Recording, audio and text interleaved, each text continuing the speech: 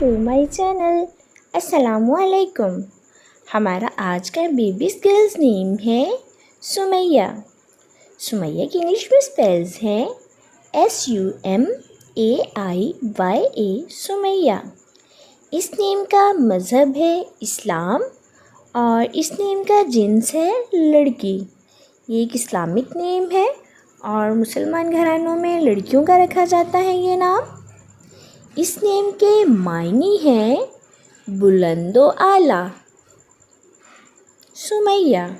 इस नेम के हरूफ की बात करें तो उर्दू में इसके 4 हरूफ के साथ एक लफ्ज़ बनता है और इंग्लिश में इसके 7 लेटर 1 वर्ड।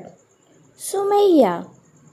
इस नेम की तफसील है सुमैया हसन, सुमैया अली। इस तरह से हम ये नाम रख सकते हैं। आप भी अपने नाम का मायने जानने के लिए कमेंट्स में अपना नाम लिखें और मायने जानिए। एंड अपने नाम की स्पेशल वीडियो बनवाने के लिए भी आप मेरे कमेंट बॉक्स में अपना नाम कमेंट कर सकते हैं। And please please please subscribe my channel, like, comment and share. Okay dears, फिर मिलेंगे न्यू नेम न्यू वीडियो के साथ। अपना ख्याल रखिएगा, दुआओं में याद रखिएगा। अल्लाह हाफिज़।